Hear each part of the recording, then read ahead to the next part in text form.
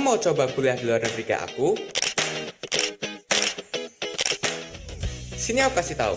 Kamu harus punya persiapan yang matang, mulai dari bahasa, dokumen, interview, sampai esai.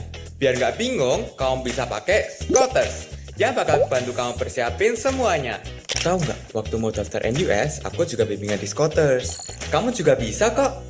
Jadi sekarang saatnya giliranmu.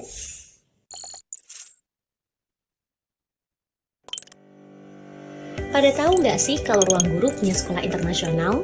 Alta Global School siap membawa kamu menjadi juara seperti mereka.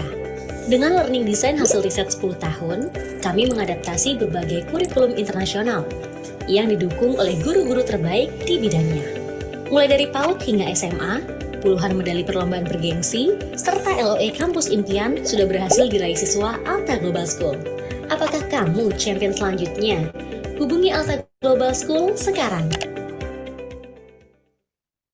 Ngejar beasiswa kuliah ke luar negeri, tapi persiapanmu masih nol dan bingung harus mulai dari mana. Study Abroad Academy by Scoters adalah pilihan yang tepat. Bimbingan persiapan studi di luar negeri dari Scoters siap membantu setiap langkahmu hingga diterima di universitas impianmu. Seluruh proses persiapanmu akan dibimbing oleh ribuan mentor berpengalaman dari lulusan kampus-kampus top dunia. Bahkan, 9 dari 10 mudah dan efektif. Laporan belajar yang berkualitas dapat membantumu dalam mengetahui perkembangan belajarmu dan pastinya bisa jadi bahan evaluasi untuk bantu perbaiki cara belajarmu. Untuk menemani perjalanan belajarmu, Scoters juga menghadirkan Student Buddy Alpha dan Afika yang akan membantumu dengan fasilitas reminder deadline dan beasiswa kampus, early satisfaction check, complaint handling, progress based, dan monthly report. Kini, kamu juga dapat memaksimalkan persiapanmu dengan tambahan buku akademik yang dirancang eksklusif dengan kisi-kisi terupdate. Jadi, tunggu apa lagi? Dream big, believe in Scoters. Scoters, your study abroad partner.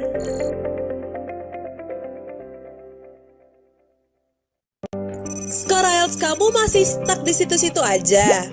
Padahal deadline pengumpulan berkas beasiswa udah di depan mata. Mau coba untuk upgrade, tapi bingung harus mulai dari mana.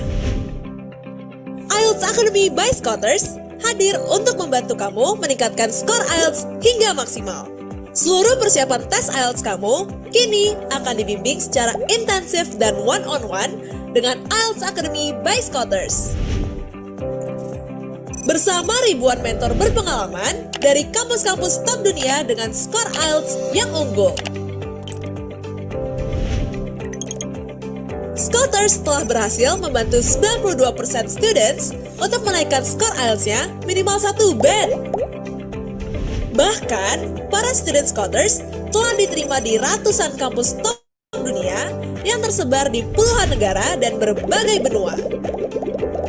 Terbukti, dari masing-masing student berhasil meningkatkan skor IELTS mereka bersama IELTS Academy by Scoters.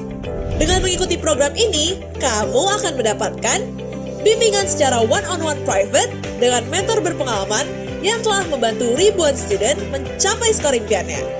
Selain itu, kamu juga akan mendapatkan kemudahan dengan unlimited access 24 jam ke video pembelajaran. Terdapat juga silabus program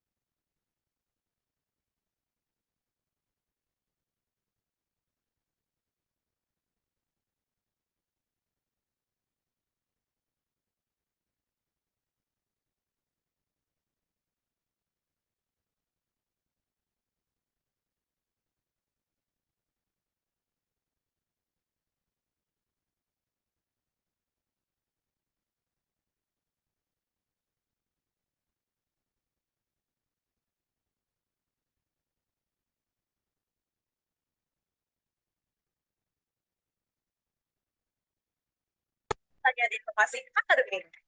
Selain itu, Academic Assistance Lily juga akan membantumu melalui Alpha dan Avika.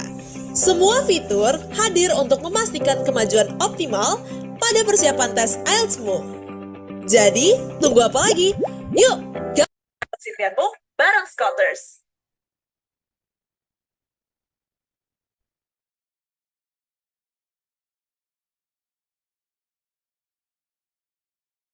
Scotters, your study abroad partner.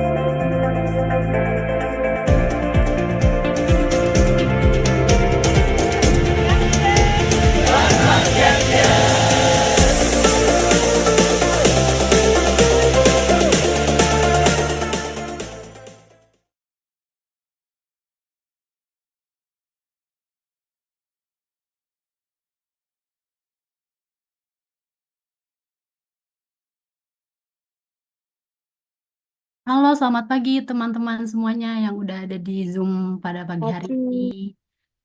Oke, nah Pagi, Kak.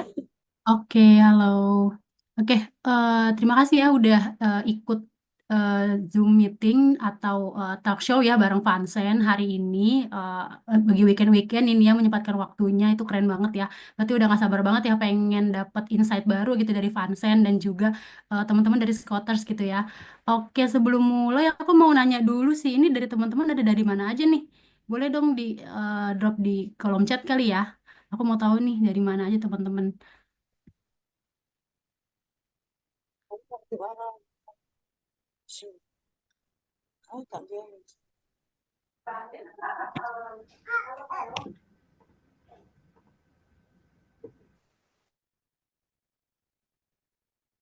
Wah, dari Tangerang Selatan, Jawa Tengah. Oke, Jakarta, Depok, Bogor, Bekasi. Oh, Pekanbaru, oh ada satu domisili ya sama Vansen ya. Oh, Kalimantan, Bandung, oh dari macam-macam ya teman-teman ya. Oke, oke.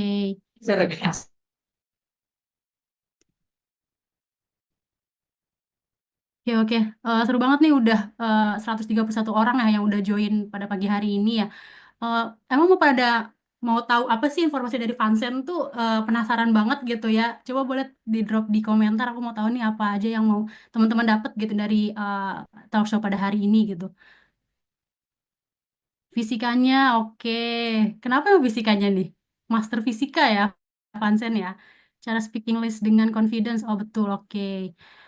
Oh sorry sorry. Teman-teman dimohon jangan share screen apapun ya teman-teman ya. Oke oke.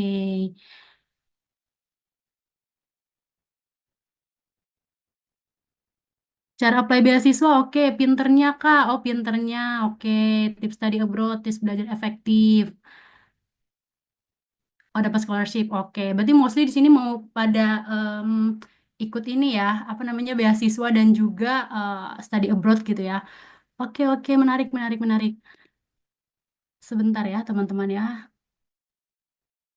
Oke, cara bikin esai yang bagus. Oke, oke. Nanti kita semuanya akan bahas satu-satu di sini ya.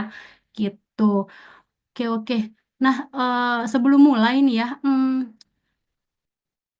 aku mau teman-teman karena masih fresh nih, mau dong tolong on cam dulu ya teman-teman ya, karena aku mau kita mau foto bareng dulu sebelum mulai gitu ya, karena teman-teman juga masih fresh dan juga masih pada cakep-cakep gitu ya. Jadi, ayo boleh kita on cam dulu kita foto bareng-bareng gitu ya. Oke.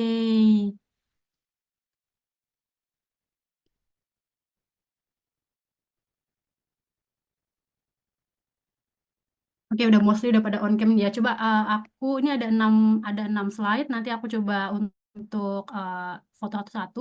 Teman-teman yang belum on cam, ayo on cam dulu yuk. Gitu biar ada dokumentasinya nih. Izin nggak bisa on cam, oke nggak apa-apa, nggak apa-apa. Kalau yang nggak bisa tidak usah dipaksakan. Yang penting yang bisa aja. Seperti itu. Oke oke.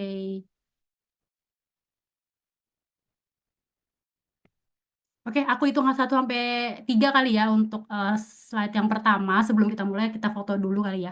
Oke, yang slide pertama, ya siap-siap. 1, 2, 3. Oke, sekarang slide yang kedua kita untuk foto ya. Sebentar.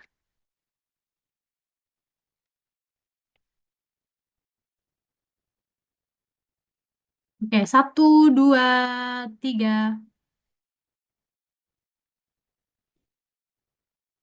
Oke, sekarang slide yang ketiga. Siap-siap teman-teman.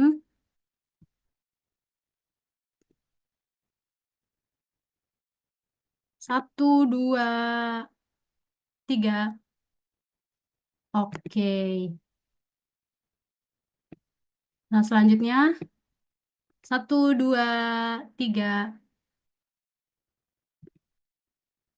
Oke, slide yang terakhir 1, 2, 3. Oke, sudah semua ya teman-teman ya. Oke, oke. Eh, Thank you untuk on cam-nya. Sekarang aku bisa mulai dulu ya. Sebelum kita mulai, aku mau ngejelasin dulu nih. Mungkin teman-teman juga ada yang belum tahu Scoters itu apa, tapi juga udah ada yang tahu nih. Jadi aku mau sharing lagi untuk Scoters itu apa sih gitu ya.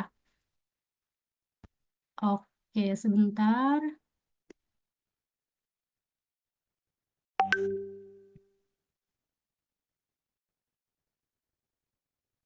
Nah, jadi buat teman-teman yang nggak tahu nih, atau yang belum tahu banget Scholars gitu, jadi Scholars itu adalah salah satu part of ruang guru teman-teman. Jadi kalau misalnya ruang guru itu kan bimbingan ya untuk teman-teman dari SD, SMP, SMA untuk masuk ke PTN ataupun sekolah-sekolah favorit ya di Indonesia. Nah, kalau untuk Scholars sendiri itu untuk provide teman-teman nih untuk membimbing teman-teman yang mau study abroad gitu ke luar negeri. Nah, eh, selama kurang lebih 6 tahun, Scholars itu udah ngelolosin nih 50.000 lebih total student ke berbagai negara di seluruh dunia, ada 47 negara. Dan lolos juga di berbagai kampus, ada totalnya itu ada 600 kampus yang berhasil ditembus student Scholars. Nah, untuk kampusnya sendiri kita juga udah tembus di kampus nomor satu nih di MIT, terus juga ada Imperial, di Oxford, Harvard, NUS, dan juga masih banyak lainnya. Dan untuk beasiswanya juga kita udah tembus juga di beberapa beasiswa yang high level gitu ya, kayak ada Chevening, ada LPDP, Fulbright, Max, dan juga beasiswa yang lagi banyak banget ya diterima tahun ini tuh ada beasiswa Garuda itu untuk teman-teman S1. Seperti itu. Nah, selanjutnya selain bimbingan studi abroad ke luar negeri, kita juga punya ada program nih. Kita punya sekolah. atau Alta Global School itu tuh sekolah dari PAUD sampai SMA yang nantinya itu tujuannya itu untuk teman-teman ngajak teman-teman gitu ya untuk study abroad juga. Nah, kita itu nanti akan memadukan kurikulum nasional dan juga internasional nih. Jadi, teman-teman nggak perlu khawatir karena kita pakai dua kurikulum seperti itu. Nah, selain study abroad juga, kita juga ada working abroad gitu. Jadi, kita nyiapin persiapan gitu untuk teman-teman yang mau kerja nih di luar negeri. Bisa ke Jepang, ke Korea, terus juga bisa ke Eropa juga. Jadi banyak banget nih negara dari tujuan teman-teman yang untuk work abroad. Nah, juga nanti ada style nih teman-teman. Kalau misalnya ada yang udah familiar atau belum gitu. Jadi style ini itu semacam edu trip exchange gitu ya ke luar negeri. Kita udah beberapa kali itu ke Singapura, ke Korea, ke Jepang gitu. Jadi teman-teman yang mau ngerasain dulu nih sebelum study abroad, ngerasain dulu kayak gimana sih kuliah di luar negeri, apa fasilitasnya apa aja sih. Nah, itu bisa banget untuk ikutan style itu education trip. Seperti itu. Kurang lebih itu dulu untuk pengenalan Scooters kali ya. Semoga teman-teman ada gambaran gitu. Nah, selanjutnya kita langsung mulai aja kali ya untuk sharing-sharing sessionnya sama Vansen. Di sini Vansen juga udah hadir sama Pak Iko juga selaku CEO Scooters gitu ya. Mungkin waktu dan tempat aku persilahkan ke Pak Iko dan Vansen. Terima kasih.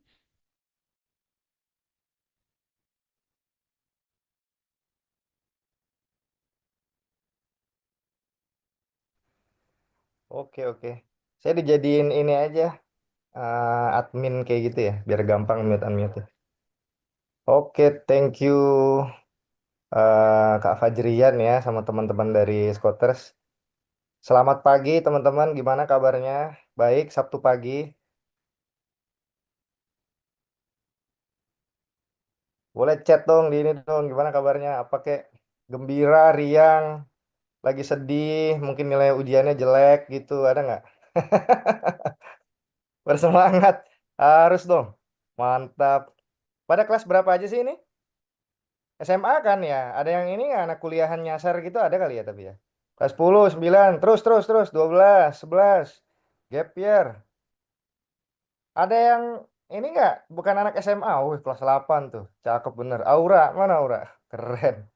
Semester 1 udah kerja. Keren juga ya.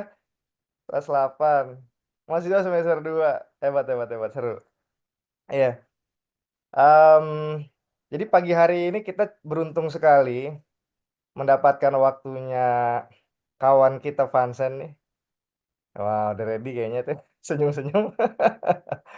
Em, sebelum nanti kawan kita ini terbang ke Boston ya, melalui kesibukannya sebagai mahasiswa MIT yang konon katanya mungkin jam tidurnya akan cukup berkurang gitu ya Vansen ya. Jadi ini mumpung dia belum sibuk, masih mempersiapkan permulaan kuliahnya, kita ada kesempatan buat ngobrol-ngobrol langsung sama incoming MIT student Vansen Chandra. Selamat datang Vansen, gimana kabarnya pagi ini? Halo Kak. Suaranya agak ini Kabarnya, kayaknya Vansen. Keronceng deh. oh ya, kabar saya baik hari ini Kak. Masih masih ini. Bisa lebih kencang lagi nggak Vansen? Mic-nya kali ya, kenapa ya? Hmm, udah Iya, maksimum sih ya mungkin bisa baiknya. dideketin kali mic-nya ya. Kali, bener Vansen. Tadi sedikit better tadi tuh, yang terakhir. Oh iya oke. Tuh agak keras saya ngomong tadi. Oke, sip. Mayan-mayan tuh, oke tuh. Ini bisa dibuat ini nggak sih, Fajrian, Padli, yang kayak ini gitu loh, biasanya tuh. Atau beda-beda tipe Zoom ya? Yang muka pembicaranya di lebih besar tuh. Kan ada tuh ya. Coba ya, sambil di setting ya. Oke, Vansen, posisi di mana nih? Masih di Pekanbaru berarti ya? Iya Kak, masih di Pekanbaru aku hari ini. Wih, dahsyat, luar biasa. Mana suaranya yang dari Pekanbaru? Siapa aja di sini ada Pekanbaru? Atau orang Riau lah? Kali ada yang dari mana gitu? Dari Duri. Tadi kayaknya ada deh yang dari Pekanbaru. Mana mana Pekanbaru? Riau hadir tuh, Vansen tuh. Tetangga kamu tuh, Vansen. Vansen, kita ini ya, nanti mungkin saya juga pengen lebih banyak waktu buat teman-teman nanya ya. Pasti pada pengen diskusi langsung. Jadi kita ngobrol mungkin nggak lama-lama lah, 20-30 menit saya yang guide.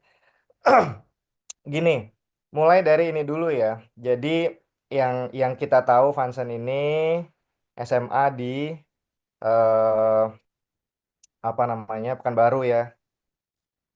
Sambil kita lihat profilnya ya, Kakak Vansen ini, ya, luar biasa. Jeng jeng, nih kan?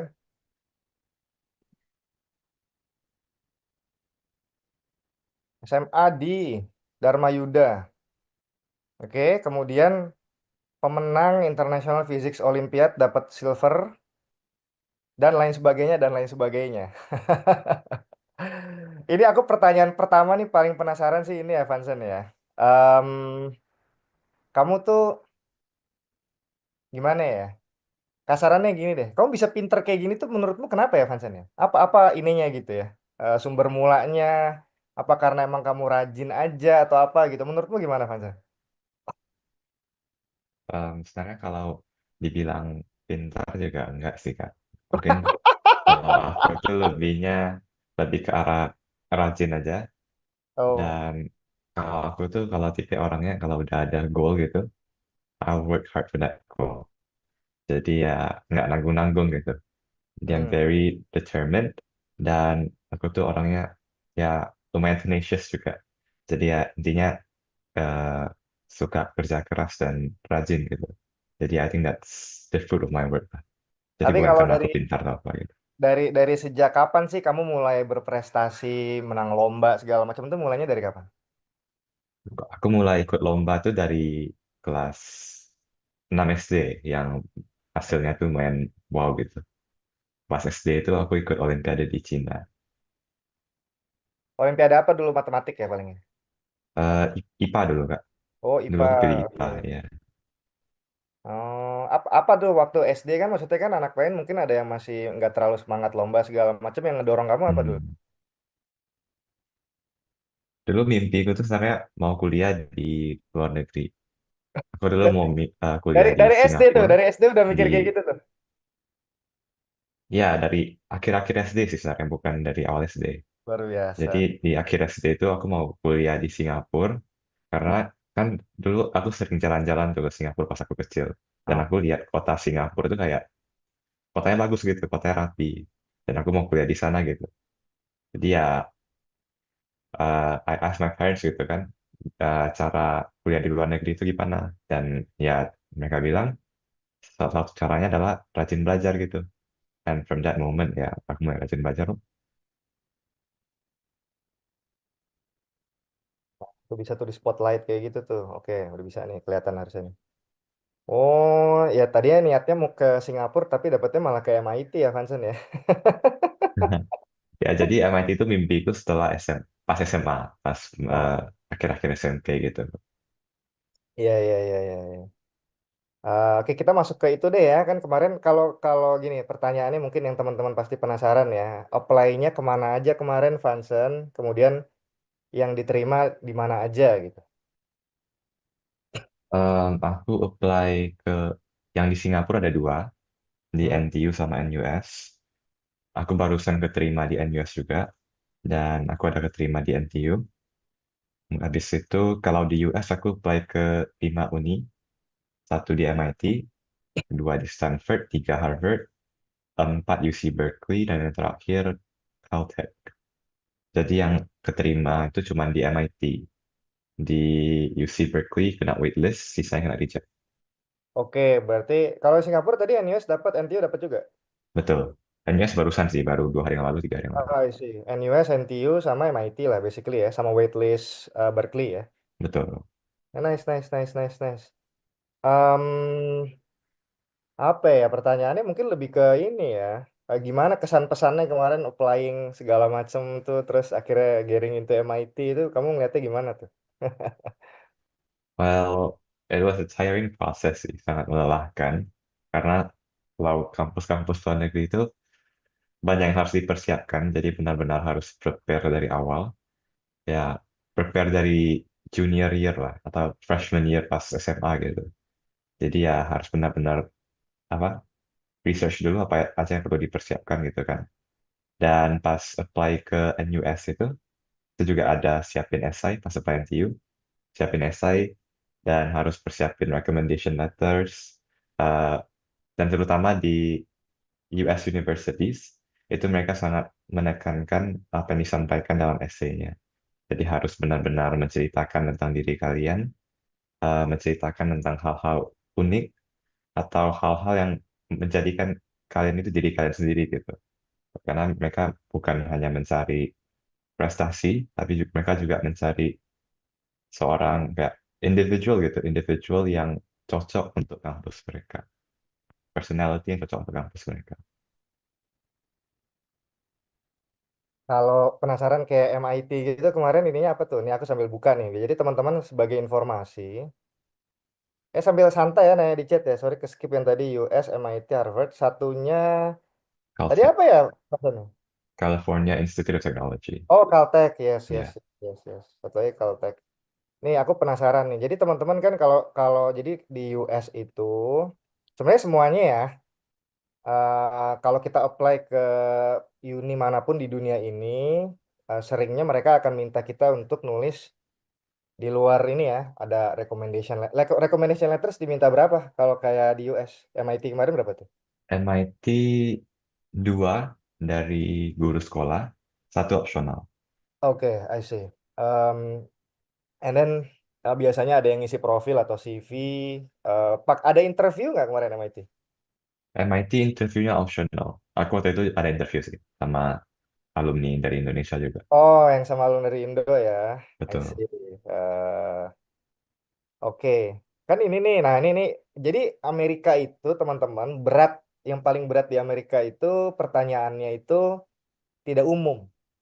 Jadi mungkin nanti buat teman-teman yang di sini kelas SMA ya, kelas 10, 11, 12, banyak kampus yang mungkin pertanyaannya sifatnya umum, kayak kenapa kamu pilih kampus ini, ceritakan tentang diri kamu dan lain sebagainya. Nah, US itu istilahnya prompts-nya ya, questions-nya tuh sangat variatif dan menariknya seringnya tiap tahun diubah gitu. Nah, ini semua ditanyain ya kemarin berarti kan ya, Vansan kan? Oh iya, itu pertanyaan kemarin yang aku kerjain. Luar biasa ya. Yang, Ya. yang mana yang paling berat menurut kamu kemarin pertanyaan ini? Em,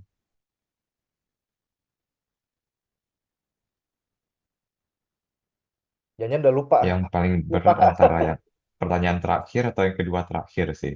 Ini antara ini atau ini ya. Iya. Oke, what was your answer? Kira-kira aja ya. Waktu itu kamu jawabnya kayak gimana sih? Ya katakanlah di antara dua ini yang mana yang kamu masih ingat gak coba? Jadi yang pertanyaan terakhir itu, aku ada Hmm. buat 2 draft sebenarnya. Jadi yang draft pertama itu, aku ceritain tentang Olimpiade Fisika. Jadi pas ujian eksperimennya kan alatku rusak itu ya. Jadi ya aku ceritain gimana I overcame that challenge gitu. Tapi pas aku kasih ke seniorku yang sekarang lagi di MIT, he suggested changing it to something else. Soalnya kayak kalau cerita tentang Olimpiade itu kayak udah commonplace gitu ya. Hmm. Jadi ya aku ceritain tentang hal lain tentang diriku. Waktu itu I change it to table tennis. Jadi ya eh, hobiku selain fisika, selain akademik itu aku juga ada main tenis meja. Dan aku pernah ikut lomba untuk tenis meja juga. Jadi eh, aku ceritain tentang gimana walaupun aku ketemu lawan yang susah, aku nggak mudah menyerah dan aku jadikan itu pengalaman buat improve my skills. Jadi kayak ceritain bagaimana I improve my skill di table tennis, kayak pukulan forehandnya, pukulan spinnya dan lain-lain gitu. Oke. Oh gitu sampai cerita teknikal sampai segala spin-spin gitu ya. Iya betul. Kalau Ya, nggak nanti nggak menarik gitu kan. benar sih. Soalnya itu harus dipikirin juga Tapi kalau buat essay. I I I seconded ya. Jadi a good strategy itu kalau soalnya kadang-kadang jadi kayak terlalu akademik segala macam itu akan jadi kayak karena itu terutama teman-teman ya kalau teman-teman ingin mengikuti jejaknya Vansen walaupun not necessarily MIT ya US itu seneng sama orang yang kandidat yang memang dia tuh nggak cuma akademik doang tapi juga balance ya di berbagai aspek. Makanya perlu penting nih gitu ketika nulis. Saya dulu pernah ya maksudnya ada anak Scotters yang menurut saya secara profil mungkin gak jauh beda sama Vansen, medalis juga Olimpiade internasional. Tapi ketika saya explore pas saya bimbing ya, kamu punya pengalaman lain nggak something else di apa, kayak tadi Vincent kan mungkin punya cerita di apa tadi itu table tennis, mungkin apa segala macam. Dia zong banget kata dia, Kak, aku beneran belajar doang sih, Kak. Dari SMP sampai SMA udah lomba aja semua segala macam, sampai wah ini mah nggak ada lagi yang bisa diceritain gitu. Ya akhirnya dia nggak lolos sih, end up ya. Cuman mungkin bukan cuma faktor itu saja, cuman sekali lagi teman-teman kalau aiming ke top uni, especially US uni, itu sangat dilihat banget non akademik, ininya sih, performance-nya juga ya, storiesnya bakal sangat dilihat gitu. Oke, interesting. Emang kamu kalau apa kayak pingpong gitu pernah ini juga nggak sampai juara-juara gitu juga apa gimana? Oh, nggak juara sih. Itu waktu itu ketemu lawan susahnya di bagian quarter finalsnya jadi langsung kalah gitu. I see, I see. Cuma lewat sesi apa? Bagian preliminary-nya aja. Oke, oke. Ini by the way, ini deh, admin minta tolong deh, itu kayaknya ada banyak yang dikasih akses buat bisa nyoret-nyoret, itu bisa loh dibuat supaya pada nggak bisa. Oke, move on to the kalau di MIT itu tipenya ini ya, diterima langsung spesifik jurusannya apa ya? Oh enggak, kalau di MIT itu keterima ke entire undergraduate studies-nya. Jadi nanti pas sudah masuk pengajaran baru bisa pilih apa major yang kalian mau pilih gitu. Jadi kalau nanti aku mau belajar bisnis juga bisa sih sebenarnya. Di tahun Tergantung. keberapa milih majornya? Di tahun pertama bisa. Entah kalau Oh mau iya. ya kalau mau ditunda agak lama bisa di akhir tahun pertama. Oh, interesting, interesting. Jadi biasanya tahun pertama itu buat explore interest dulu gitu. Mau belajar bisnis atau belajar AI atau belajar social studies juga bisa gitu.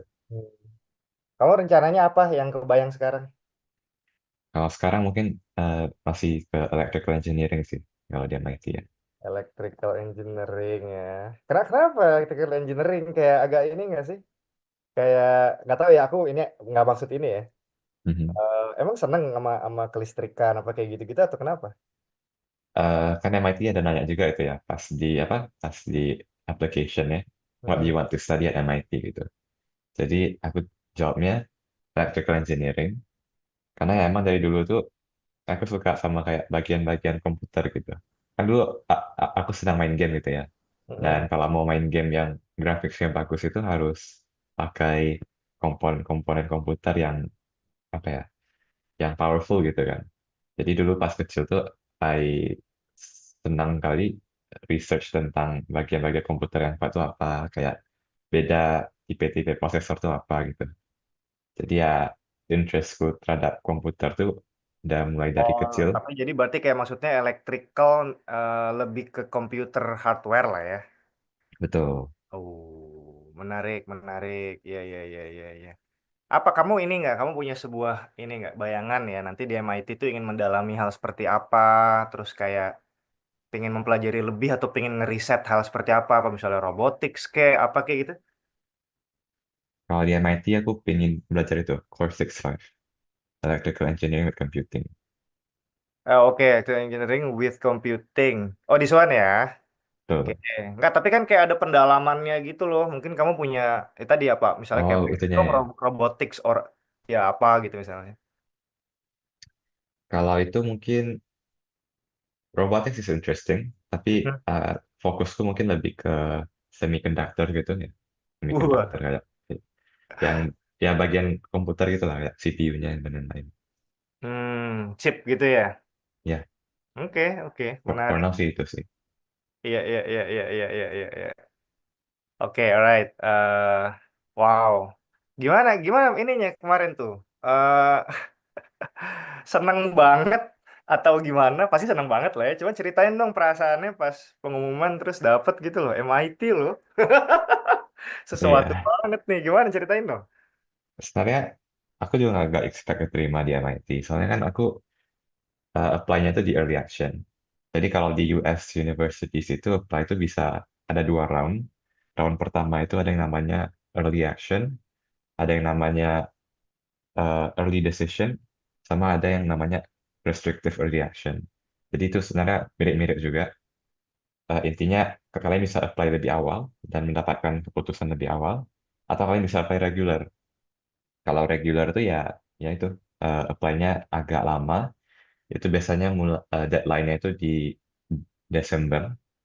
Kalau di ya Desember atau Januari gitu. Kalau early itu di November deadline-nya. Mhm. Jadi keputusan yang early itu keluar di bulan Desember, tengah Desember. Dan aku dapat keputusan di early itu kena defer. Jadi Oh defer iya, itu I artinya remember ditunda ke that. I regular. remember that. Jadi pasti defer ke regular ya pretty much nggak ada harapan besar lagi sih. Soalnya MIT kan lumayan sering nge-defer orang ya. Eh, Hampir 80% pool yang early action itu kena defer ke regular. Jadi your Oh, chances of oh, getting admitted di regular itu cukup rendah. Less than I see. 1% or so gitu. Around 1 or 2% lah gitu ya. Jadi pas regular round, pas aku buka bulan Maret itu ya benar-benar di pikiranku tuh ya kayak udahlah mungkin nggak keterima ini atau nggak kena waitlist gitu kan. Ternyata pas aku buka tuh keterima. Jadi ya benar-benar sangat senang, sangat excited lah gitu, sangat bersyukur juga. Ya teman-teman buat yang nggak familiar ya, jadi bener di US doang sih ada terminologi. Sebenarnya agak beda. Jadi kampus lain di non US tuh juga ada gelombang pendaftaran ya. Ada yang gelombang satu, phase one, phase two, phase three, bahkan kayak kampus di Hong Kong atau kampus di probably di Australia itu gelombangnya bisa sampai ada 5 atau 6 bahkan ya. Nah US itu kampus-kampusnya mereka punya beberapa gelombang, mostly dua sih ya. Early sama regular. Bener kata Vincent tadi, early itu biasanya November, regular itu Desember Januari. Nah, tapi kayaknya kalau MIT itu nggak restriktif ya, Vincent ya. Early actionnya nggak wajib ngambil juga apa gimana? Nggak binding ya?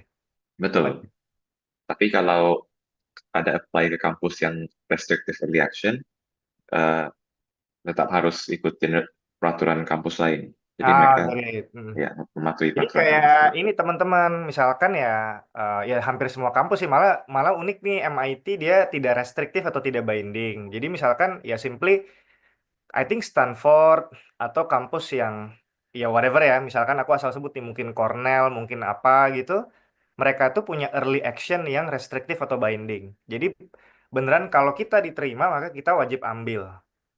Sebenarnya ya nggak wajib dalam arti kayak paling kalau kita nolak maka kita akan di blacklist terus kayak ya kampus lain pun akan mengetahui lah more or less bahwa kita telah melanggar perjanjian gitu ya. eh itu ya kira-kira ya. Jadi bear in mind teman-teman sekali lagi kalau mau ngincer US, saya sangat merekomendasikan if possible incernya yang early. Karena early ini chance apa namanya success rate-nya lebih tinggi buat lolos dibandingkan yang regular. Tadi kata Vansen persis tuh. Makanya ketika Vansen dilempar ke regular dia agak aduh. Ya maksudnya kayaknya Iya, chance-nya menipis gitu kan. Tapi ya karena Vansen keren akhirnya keterima. betul. Jadi jadi early dulu teman-teman cobain di November. Kalau belum berhasil ke regular. Tapi emang harus yakin banget. Nggak bisa kita early itu nggak bisa apply 5 atau 10. Kalau early itu cuma boleh pilih satu yang memang kita paling yakin itu yang kita ingin dan mungkin lolos gitu ya. Itu early. Early action versus regular decision ya istilahnya ya. Eh, kasih lihat ini dong, Vansen. Coba dong foto ini LOE-mu kayak apa sih? Barang sakral tuh. LOE MIT loh. Kayaknya ada sama kakak Scotter ini. Oh ya Coba udah dulu puterin first. deh itu kan ada videonya yang Iman teriak-teriak tuh. Oh, ini pas, oh ya, tahun lalu. Oh, ini yang di mana, Vansen? Di Apa Malaysia tahun lalu, Kak. Malaysia? Oke. Ini udah dikumpulin beberapa foto-foto menarik nih. Lanjut. Waduh, keliling dunia. Kamu udah ke berapa negara, Vansen, gara-gara lomba? Pas SD ke Cina satu, Uh, pas SMP aku nggak ikut lomba inter sih, soalnya waktu itu COVID ya. oh iya. Pas SMA, eh, tahun pertama aku ada ke Mongolia, ada ke Jepang, habis itu ke Malaysia, sama tahun ini ke Arab, ya Saudi Wih, Arabia. luar biasa. Ini definisi keliling dunia dengan lomba nih begini. Wah, ini dia nih. Mantap. Teman-teman, kita baca manifest nih, teman-teman nih. Siapa tahu kan nanti kalian yang dapat nih. Tuh lihat tuh. On behalf of the admission committee, it is my pleasure to offer you admission. Oh my God, baca kayak ini banget ya Vansan ya. Aku yakin deh, kamu pasti nggak expect dalam arti kayak kalau boleh ini kayak ah lah paling nggak lolos nih gitu nggak sih? Menurut lu gitu nggak? Iya, Jadi ya, pas ya. kita baca dan Jadi kan lolos pas kaget bukain banget itu, nggak sih? ya jadi sebenarnya pas aku buka itu kan aku nggak baca gitu kan. Jadi kalau di beberapa kampus US itu, kalau keterima itu nanti muncul konfeti di layar, kayak pita-pita gitu. Jadi pas Oh, aku buka gitu, muncul konfeti, ya udah tahu aku lolos, jadi nggak aku baca lagi. aduh luar biasa, luar biasa. Ih keren banget ya. Iya, saya jadi reminiscing dulu. Ya aku levelnya baru NTU aja, Vansan belum sekeren kamu lah. Tapi dulu aku 2006 diterima di Hmm. NTU, berarti kejadian berapa tahun yang lalu ya? 19 tahun yang lalu tuh. Ya betapa senangnya ya dapat teks gitu Anda lolos dan lain sebagainya Ya. gitu. Ya ya ya ya. Congratulations. Kalau beasiswanya jadinya pakai apa, Vansan? Kalau beasiswa dari MIT kan, mereka udah kasih. Itu coveragenya kayak apa sih? Itu coveragenya aku dapat hampir full, cuma, cuma nggak dikasih uang jajan aja, jadi nggak ada stikan. Oh, oke oke oke. Itu tuh kayak ini nggak sih, Vansan? Kayak soalnya kan I think a few campuses dia tuh bilang apa tergantung pada apa kayak need based atau gimana tuh? Kayak Ya apa betul, dianggap orang tuanya mungkin tidak mampu segala macam makanya di cover atau gimana tuh? betul. Kalau di MIT itu scholarship-nya lebih ke social base, jadi bukan merit base. Jadi mereka anggap kalau keterima di kampus mereka, ya you're good enough gitu for the scholarship. Jadi mereka lebih perhatiin social need-nya daripada dari segi prestasi dan lain-lain. Jadi ya benar-benar tergantung ya kemampuan sosial kita masing-masing. Super interesting, super interesting. Gimana udah riset sejauh apa nih kamu tentang kehidupan di MIT gitu? Kayak udah lihat-lihat belum nih Boston kayak apa? Segala macam. Udah. Aku lagi milih dorm sekarang. Udah milih juga Oh, sih. teman-teman yuk kita jalan-jalan ke MIT yuk. Nggak apa-apa apa. Jadi di Nah, MIT itu ada sekitar 16 dorms gitu ya.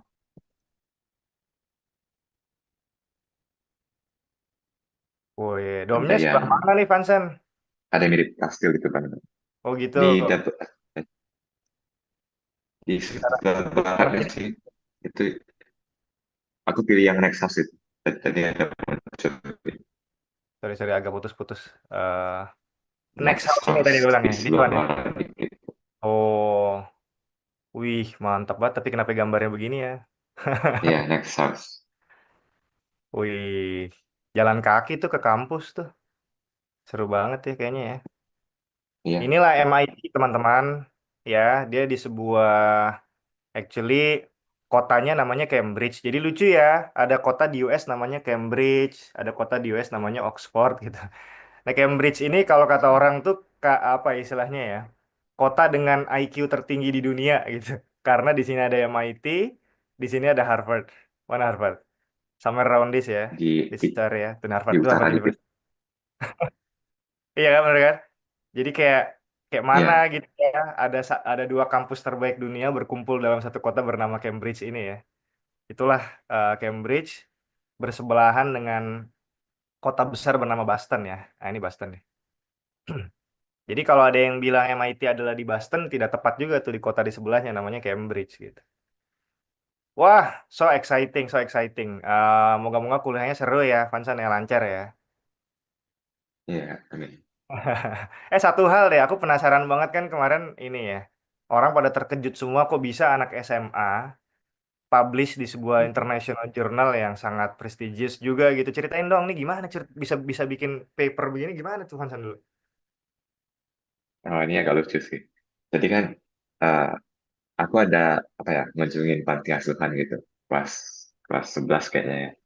Jadi pas di sana aku ketemu ada satu anak dia lagi main lato-lato gitu. Jadi dia nantangin aku buat main lato-lato gitu kan. Dan aku awalnya mikir kayak ini kan gampang deh permainannya. Jadi pas aku coba main tuh gagal terus. Jadi diketawain aku kan. Pas aku diketawain itu eh, aku mulai apa ya kayak nggak seru gitu. Jadi pas pulang aku mikirin kenapa sih main lato-lato tuh gak susah gitu kan. Jadi aku ada tulis kayak apa ya soal fisika gitu tentang lato-lato. dan aku kasih ke guru fisikaku yang apa yang ngajar Olim. Jadi dia refer ke aku mentor yang kebetulan juga tertarik sama lato-lato. Oh, Jadi dia alumni tim Olimpiade Fisika juga. Sekarang lagi apa ya postgraduate di itu di Paul Institute terakhir. Jadi dia juga ada bantuin aku nulis paper ini. Jadi ya pada akhirnya aku tulis di latex, habis itu dibantu publish sama guruku di EJP. tapi kalau ini ya apa ini buat orang awam juga aku juga apa bingung bacanya ya udah lama nggak ngikutin Newtonian apa segala macam. Ini intinya apa, Vansan? Jadi kayak eh kalau dibaca dengan baik maka kita akan bisa menang lato-lato dengan lebih hebat gitu ya paper ini. Oh enggak sih, enggak gitu sih intinya sih. Ini lebih ke pendekatan kayak aproksimasi gitu, perkiraan lah tentang Hmm. yang memberikan penjelasan kenapa main lato-lato itu agak susah. Jadi sebenarnya di papernya pakai banyak aproksimasi gitu, jadi nggak gitu akurat juga. Cuman hanya memberikan feeling kasar gitu tentang kenapa dia sulit dimainkan. Jadi analisisnya juga pakai fisika sih sebenarnya. Analisis gaya, hukum Newton, dan lain-lain. Sebenarnya paper tentang lato-lato sebelumnya ada, cuman nggak ada yang bahas kenapa permainannya susah gitu. Cuman bahas tentang konservasi momentum atau apa ya, hukum-hukum fisika yang udah ada lah. Jadi kalau Fenomenanya. ini lebih ke penjelasan kenapa susah sih. Oh, seru seru seru seru seru seru. Oke oke. Sambil lihat-lihat dulu ya di kolom chat nih. Kalau ada pertanyaan yang menarik coba kita tanyain nih. Oh iya, by the way ini ya bener juga. Vansan kemarin kan kalau dari sisi dokumen kamu nilainya berapa aja Vansan? IELTS, SAT dan lain sebagainya boleh dong diceritain tuh. Oh ya, IELTS-ku 8. Jadi aku ambil IELTS 2 kali sebenarnya. Yang pertama 8, yang kedua 8. Yang pertama 8 itu gara-gara, eh, yang pertama itu aku ngulang gara-gara writingku 6,5 kan. Jadi readingku 9, listeningku 8,5, speakingku 8, writingnya 6,5. Jadi gara-gara writingnya itu kan aku awalnya mau apply ke itu ya, Oxford Cambridge. Tapi akhirnya nggak jadi karena ada A-level. Jadi minimum requirements mereka itu recommendednya kayak sekitar 7 gitu. Jadi Hmm. aku berusaha naikin ke 7 gitu kan writingnya. Jadi pas aku ambil kedua kali, udah naik writingnya 7, tapi ya pada akhirnya nggak apply ke sana karena ya butuh A-level gitu tadi. Kemudian kalau SAT, nilaiku 1540, jadi readingnya atau Englishnya itu 740, mathsnya 800. Perfect score tuh teman-teman buat yang nggak familiar sama SAT. Nilai SAT itu kan maksimum 1600. Matematiknya 800, English sectionnya 800 ya. Vansen perfect score, mathnya dapat 800, English sectionnya 740 berarti ya Vansen ya. Ya betul kan. 1540, wow. Ya, IELTS. IELTS-nya terakhir berarti berapa? Akhirnya dapat tuh ratingnya 7. Ya, tapi speaking gue turun jadi 7,5. Ada trade off-nya dikit ya. Ada trade off ya, iya iya Iya. iya iya. Tapi emang nggak tahu kenapa. Kalau menurutmu kenapa Vansen? Soalnya maksudnya orang Indonesia saya lihat tuh emang kalau drop tuh biasanya pada di writing sih. Mungkin karena itu sih. Kadang-kadang writing tuh kayak mereka kan ada apa ya marking scheme tertentu yang harus diikuti gitu. Jadi Hmm. kalau writing style yang mungkin kurang sesuai sama marking scheme bisa turun nilainya. Ya, ya, ya, ya. Ya, understanding terhadap itu ya, teman-teman ya itu ya. Saya sangat menyarankan kalau mau itu biasanya orang Indonesia tuh kalau reading listening tuh ya emang tempat mendulang nilai ya. Dapetin 8 mungkin nggak susah. Tapi biasanya jeblok either di speaking atau di writing. Kalau yang mungkin Vansen sekolahmu internasional terus ya di yang SMA ini bahasa Inggrisan nggak sih? Iya di Dharma Yuda sih, cuman bukan sekolah internasional juga sebenarnya. Well, ya it's international, I guess. Tapi kalau ngomong sama teman seringnya bisa pakai bahasa Inggris kan, jadi mungkin speakingnya terbantu di sana. Iya, jadi kalau yang memang udah terbiasa bahasa Inggrisan gitu kan, apalagi di sekolah, speaking biasanya no issue. Tapi buat teman-teman yang SMA-nya nasional, dari SMP nasional, seringnya di speaking juga ada kendala. Termasuk juga writing ya. Memang pengalaman writing, bener kata Vansen tadi, setuju banget. udah bisa menulis dengan baik dan benar pun belum tentu dapat bagus di IELTS writing. Tapi at least bare minimumnya teman-teman tuh harus terbiasa nulis sih. Karena kebiasaan mungkin ya kalau di apalagi teman-teman yang mungkin cenderung eksak ya. Belajarnya math, chemistry, bio banget kayak gitu-gitu. Ketika disuruh nulis panjang 3 paragraf 1 halaman berbahasa Inggris tuh karena tidak terbiasa akhirnya writingnya jadi nggak gitu oke itu. Jadi ini tip itu aja ya teman-teman yang masih kelas 10, kelas 11. Kalau kayak ditanya, Kak Ikono, Kak Vansen gimana ya naikin skor IELTS? Saya masih kelas 10, rajin-rajin aja nulis. Rajin-rajin aja speaking. Itu pasti nggak berasa. Em, Ya ntar kalaupun mau ikut les atau bimbel ya tinggal memperkuat lagi aja gitu. Em, Kalau make up stories buat statement emang ketahuan ya Kak, apa dicek? Nggak ada. Ya, ya Vansen ya kan nggak ada kan tiba-tiba ada panitia MIT-nya yang kayak scrutinize yang ditulis nih benar apa enggak itu saya rasa nggak ada sih. Tapi ya jangan Kayaknya enggak make up sih, ya aja. enggak ada. Jadi kalau kalian mau sugarcoat ceritakan juga nggak apa-apa sih sebenarnya. Kayak dihias-hias dikit gitu kan, biar lebih benar. Tapi ya tergantung, ya sebenarnya tergantung diri kalian juga sih. Yang penting harus sesuai sama diri kalian juga lah, biar lebih relatable juga story-nya. Ya make up tuh sounds a bit wrong ya kalau dari yang ditanya di chat ini ya. Dalam arti kalau make upnya sampai kayak faking segala macam ya nggak boleh. Tapi kalau tadi menghias supaya lebih menarik dan lain sebagainya tentu saja itu harus ya gitu. Nah, oke menarik nih dari Cinta Aulia.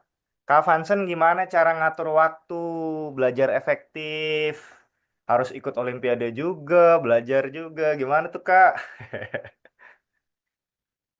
Kalau ngatur waktu mungkin kalau dari segi time management kali ya, itu yang paling penting tuh ya kalian harus ada priority scale. Jadi kayak hal mana yang harus dikerjain duluan. Kemudian kalian juga nggak boleh procrastinating. Ini nih salah satu masalah yang paling sering muncul. Karena kalau kalian procrastinating itu nanti tugasnya makin lama makin numpuk dan kalian bakal overwhelmed gitu sama intensity dari tugasnya. Jadi ya paling benar itu kalau tugas sudah ada langsung dikerjain, jangan tunggu sampai mepet deadline gitu. Karena ya nggak ada gunanya juga gitu kan, ditunggu-tunggu sampai sampai terkejar deadline gitu. Karena lebih penting cepat selesai. Jadi kalau nanti tugas lain muncul, kalian punya lebih banyak waktu untuk fokus ke tugas tersebut gitu. Jadi yang paling penting ya jangan procrastinating sih. Karena ya memang itu sangat berbahaya kalau sampai tiba-tiba muncul tugas lain gitu. Mantap. Em, Kalau kayak kamu nyiapin mungkin IELTS tadi ya, I assume karena mungkin udah. Tapi boleh deh ceritain nih, menarik juga pertanyaannya Alia nih.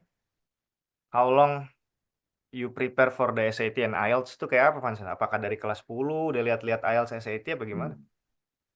SAT ya. Jadi SAT itu aku mulai lihat-lihat soalnya itu pas kelas 11. Pas Wow. mulai naik kelas 11.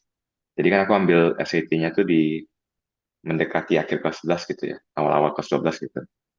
Jadi sebenarnya pas aku pertama kali ambil practice testnya di official website SAT, nilai itu nggak terlalu tinggi. Nilaiku tuh cuma 1.400 gitu. Mathsnya tinggi, mathsnya perfect score 800.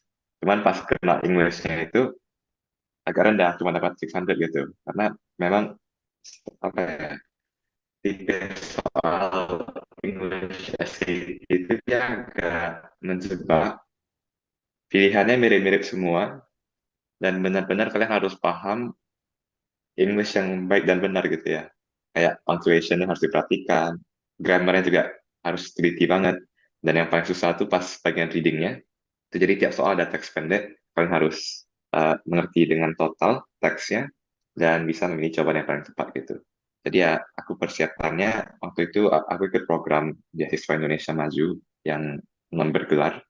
Jadi yang bagian persiapan, jadi mereka ada kasih aku kayak kursus gitu sama teman-teman yang lain dari BIM, dan aku ikut persiapan kelasnya sekitar 3 bulanan, dan aku sering latihan soal, sering baca-baca novel bahasa Inggris gitu, terutama yang klasik karena itu kayak Englishnya lebih complicated gitu ya, dan banyak menggunakan kosakata yang lebih fancy, jadi ya sangat membantu di tes pas hari hanya tadi. Kemudian kalau IELTS itu persiapan aku dari kelas berapa ya? Kelas 10 kali ya. Jadi kan aku ambil IELTS 2 kali ya, kelas 10 sama kelas 11. Pas kelas 10 itu ya sebenarnya aku belajar writing itu cuma ya belajar seadanya gitu. Yang aku lebih fokus tuh tingkatin nilai reading sama listening. Jadi itu juga banyak kerjaan latihan soal dan ya lumayan lama juga sih persiapannya itu. Kemudian pas kelas 11 baru belajar writing dikit kan. Jadi naik 0,5 lah. Ya kira-kira Nah, gitu sih persiapannya. tapi ini kayak makanya ini kayak gini istilahnya ya kalau ada phrase yang menarik tuh kalau teman-teman dengar kayak gini nih perlu take with a grain of salt ya. Jadi em, jangan sampai karena kayak oh jadi nyiapin SAT itu nggak apa-apa ya kelas 11. Oh, a big no kalau saya ya. Ya artinya kayak depending on the conditionnya teman-teman seperti apa. Ya Vansen tadi kita denger ya, dia nyoba tes mock pertama kali aja udah 1.400. Saya harus fair-fairan mengatakan ya most students yang bimbingan di Scholars itu mock pertama kali itu mostly average itu di sekitar 1.100. Nah, kalau kita dreaming 1.100 mau naik ke paling nggak 1.400 apalagi 1.500 sejujurnya itu bukan perkara gampang tuh. Kadang-kadang ya math-nya aja mungkin bisa jadi perlu intensif ini ya, drilling dan lain sebagainya sampai setahun dan lain sebagainya. Jadi yang bisa kita petik dari ininya Vansen tadi itu segera lakukan prediction test sih atau mock test tadi untuk ngukur kita di level mana. Kalau bener kita udah di 1.400-an kayak Vansen, ya nggak apa-apa sih agak lebih santai. Oh ya, ntar aja deh kelas 11-an akhir baru mulai serius juga I think nggak apa-apa. So, eh ya begitu ya kira-kira ya. Oke, abis ini gini, kita ada waktu buat bisa nanya langsung loh ya teman-teman. Cuman sebelum itu saya mau ini dulu ya. eh Pesan sponsor nih dari Scooters ya. Sedikit aja, nggak lama-lama ya, minta waktu 5 menit ya. Jadi kalau ditanya misalnya kayak, saya ingin seperti Vansen, bagaimana caranya, ya kan? Kalau mau mandiri bisa-bisa aja. Vansen sebenarnya juga pernah pernah pakai Scooters walaupun dikit ya. Karena ini sih dalam kerangka sebagai anak AOC-nya Ruang Guru kan ya. Pernah dapat sesi sama saya sekali waktu itu. Terus em, latihan interview juga pernah dapat sekali gitu kan. Nah, jadi teman-teman mungkin ada yang belum familiar dulu nomor satu ya bahwa yang namanya beasiswa itu ada banyak sekali. Itu dulu ya. Jujur aja untuk bisa mengikuti jejak Vansen mungkin ini karena saya fair-fairan nih, saya udah bimbing orang bahkan sebelum Scholars berdiri itu udah hampir 10 tahun saya bantuin orang kuliah ke luar negeri ya. Dan ini baru pertama kalinya ada yang saya kenal dan maksudnya dalam circumference kita keterima MIT. Dalam 10 tahun. Pernah ada satu Stanford, satu MIT Vansen ini. Jadi sebenarnya probability untuk teman-teman bisa mengikuti jejak ngejar MIT-nya Vansen mungkin tidak besar. Um, Less than 1% ya. Mungkin di dalam ruangan ini kalaupun ada mungkin hanya satu orang atau dua orang. Jadi saran saya nomor satu, tadi ya take with a grain of salt semua diskusi kita ini. Grain of salt-nya kalau saya adalah teman-teman perlu untuk bisa mengukur diri saya dengan profil saya cocoknya apply beasiswanya kemana gitu. Ya, fully funded atau parsial nggak apa-apa. Saya kasih contoh. Mungkin maaf ya, teman-teman dapat MIT ditanggung biaya kuliahnya, disuruh biaya hidup di Boston pun mungkin di antara teman-teman ada yang nggak akan ngejar orang tuanya. Tinggal di Cambridge, walaupun asrama, nggak tahu Vansan mungkin ya aku ini ya. Feelingku serendah-rendahnya perlu uang per bulan itu I think around 1.500 USD gitu kali ya Vansan ya. Ya, kira-kira segitu sih Right, untuk bacaan 1.500 dulu. dengan dolar sekarang 16.000 itu berarti 24 juta loh teman-teman. Biaya hidup per bulan untuk tinggal di Cambridge. Padahal uang kuliahnya udah ditanggung full. Nah jadi em, yang saya suka ingatkan kepada adik-adik ya, kelas 10, kelas 11. Yang pertama tuh ngobrol sama orang tua. eh, saya harus fully funded atau orang tua sanggup nanggung berapa? Oh ya nak, kayaknya mama kalau per bulan 10 juta masih sanggup. Oke, checklist. Berarti negara mana aja ya, beasiswa mana aja ya yang saya oke kayak gitu-gitu ya. Ya, there's so many types of scholarships. di berbagai negara. Sebenarnya kalau di Scholars tuh kita punya udah identify ya beasiswa yang paling nggak kuliahnya 100% atau sampai fully funded tuh ada di 30 negara, lumayan banyak. Nah, kalau ditanya MIT bisa pakai apaan aja, cuma adanya ini doang sebenarnya. Ya, kalau mau mengikuti jejaknya Vanson. Other than that ya ini menurutku dikasih contohnya yang ini. Kalau yang misalkan kalau ngejar, Kak, aku sekarang kelas 12 ada beasiswa apa lagi yang masih buka? Jujur aja udah bukan beasiswa yang favorit. Saya tahu teman-teman nggak prefer kayak aduh ke Serbia, ke Kazakhstan, tapi udah pada tutup nih. Kalau teman-teman kelas 12. Jadi saya lebih nyaranin lihat untuk teman-teman yang masih sekarang kelas 10, kelas 11, lihat pendaftaran beasiswa itu biasanya di sekitar bulan November, Desember, Januari, Februari ya, macam-macam ke berbagai negara tadi itu. Nah, apa aja sih yang perlu disiapin ya? Biasanya more or less tadi udah kita run through ya. Kita perlu menulis esai yang baik dan benar. Yang tadi tadi ya aku sedih juga baca di chat ya ada yang kayak Kak, kakak kelasku ada yang bohong di esainya tapi diterima. Eh bohong tuh nggak akan ketahuan ya. Cuman kalau saya sih gimana ya teman-teman hidup Anda kuliah di satu tempat dengan berbekal bohong 4 tahun. Setelah itu Anda berkarir selama 20-30 tahun setelahnya berbekal gelar dari motivation letter yang Anda tulis dengan kebohongan. Percaya sama saya, Anda hidup nggak akan happy. Pasti akan selalu ada kegelisahan yang kayak, aduh, aku bohong lagi. Apa kayak gitu-gitu ya. Jadi please, nggak akan ketahuan kalau Anda bohong, tapi ya hidup buat apa sih gitu ya. Belum kalau kita bicara masalah agama, Tuhan, segala macam ya, coba consider tuh. Jadi menulis esai ya, satu, kemudian punya skor IELTS yang bagus, kemudian punya skor SAT atau ACT yang bagus, ya. Sama kompetisi ya, memang kalau ini bonus ya. Nah ini yang kira-kira kalau di Scholars apa sih? Kalau ditanya, kita punya program bimbel apa sih yang bisa ngebantu teman-teman untuk bisa keterima dapat beasiswa atau apa namanya diterima di kampus top gitu ya. Di antaranya 4 ini sih yang um, sudah kita craft gitu ya untuk disesuaikan dengan tujuannya teman-teman.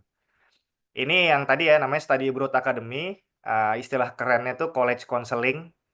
Ya, jadi ntar teman-teman akan dipasangkan dengan satu mentor, terus bisa diskusi bener-bener literally kayak, Kak, aku cocoknya beasiswa yang mana, kampus mana, biaya orang tua aku segini, sebaiknya aku bagaimana, strateginya pilih yang mana, nulis esai ditemenin, interview mock kita juga bisa kasih, dan seterusnya. Ini IELTS ya. IELTS prep kita punya, SAT prep kita punya, ya, dan lain-lain ya. Atau kalau ada yang mau consider untuk langsung sekolah aja daripada ngebimbel, oh boleh deh Kak, aku sekarang SMP kelas 9 atau aku SMA kelas 10 pindah aja ke Alta Global School, ini sekolah by Scholars, yang kasarannya Anda nggak perlu bimbel lagi karena kurikulum di dalam sekolahnya tuh isinya emang udah belajar SAT, belajar IELTS, fokus, kita nggak belajarin hal-hal yang apa ya, yang nggak penting kayak PPKN, apa itu kita buang tuh. Ini alumni-alumninya nih udah diterima di mana-mana ya di Alta Global School. Kira-kira itu ya, short aja. Nah kalau ada yang tertarik, um, Kak, aku masih galau sih, Kak. Mau belum bilang ke orang tuaku dan lain sebagainya, nggak apa-apa, di-scan aja dulu, nih di Bitly-nya, daftar aja dulu.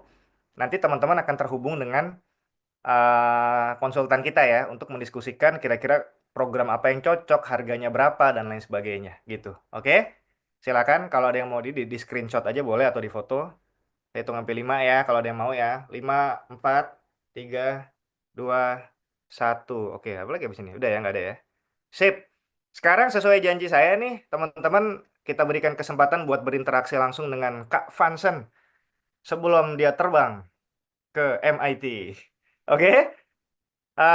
Gimana mekanismenya nih Kak Fajrian nih? Ya, dibukain satu-satu aja, pernah angkat tangan apa gimana enaknya? Oke, sebelumnya ini dulu sih Pak, yang slide tadi itu ada Oh iya. pertanyaan, ya yang tadi Oh, udah sip, kita sip. kumpulin beberapa pertanyaan dari form yang kemarin di-share itu, udah Oh iya. banyak banget. Boleh, boleh, boleh. Iya, Oke, ini dulu betul, berarti Kak Vansen nitip jawab ini dulu nih sebelum kita bisa berinteraksi. betul, Ini betul. harusnya udah terjawab ya tadi. Oh, tapi publishnya kayak apa sih? Bener juga tuh Vansen kayak ya udah emang ikut aja ya sama si yang tadi mentor yang tadi kamu bilang ya. Hmm. Jadi cara publish-nya itu sebenarnya kalau pengumpulan dokumennya itu sebenarnya bukan aku yang kumpulin. Yang ngumpulin itu yang guruku yang kedua, yang second author yang tadi. Dia yang ngajar aku Olimpiade juga. Jadi sebelumnya dia ada pernah ngumpulin jurnal ke European Journal of Physics. Jadi ya dia ada lumayan familiar sama prosedurnya.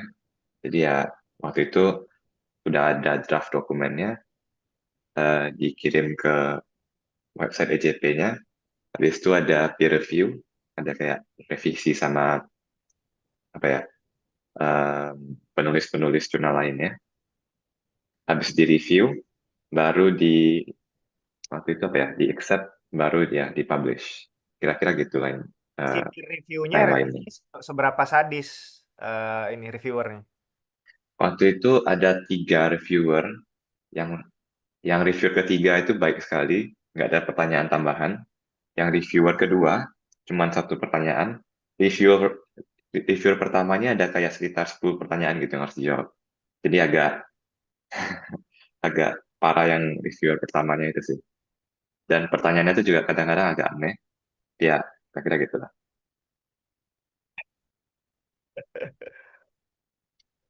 10 Tapi, 10 pertanyaan terus abis itu dijawab terus abis itu langsung dari dia oke apa gimana tuh? oh nggak, 10 pertanyaannya jadi jawab oke. Turun ke sekitar 3 atau 5. Baru yang 5 itu oke, baru selesai. Seru, seru, seru, seru. Oke, ini berikutnya nih, apakah Kak Vansen punya proyek sosial selain IVO? Ada nggak tuh? Oh, ada. Jadi pas aku ikut BIM apa, yang non bergelar, ada siapin proyek sosial, namanya Pekan Bersih gitu. Jadi di Pekanbaru, aku sama teman-teman BIM yang lain, sama teman-teman sekolah juga ada apa namanya, buat proyek sosial namanya Pekan Bersih, singkatan dari Pekanbaru Bersih gitu. Jadi ya lumayan apa ya, lumayan direct gitu ya meaningnya. Jadi kayak kami ingin mengurangi sampah di Pekanbaru di beberapa tempat di Pekanbaru gitu. Jadi kayak di beberapa RT RW di Pekanbaru gitu. Kami ada kegiatan gotong royong, habis itu ada recycling sama warga-warga sekitar. Itu kemarin itu poin tersebut dicantumin juga nggak di SI di MIT-nya? Betul, untuk pertanyaan yang community service. Oh, oke. Paling aku punya ini ya, despite bahwa the fact that Vansen keterima kan ya. Sebenarnya aku dari dulu mengkritik sedikit ya, misalkan kayak BIM Prep itu, dalam arti gini, tapi kan kamu udah ini ya, Mhm. kayak sebenarnya social project nih buat teman-teman juga ya yang peserta ya. Social project atau community service itu bagusnya tuh sesuatu yang emang agak panjang dan sustainable ya.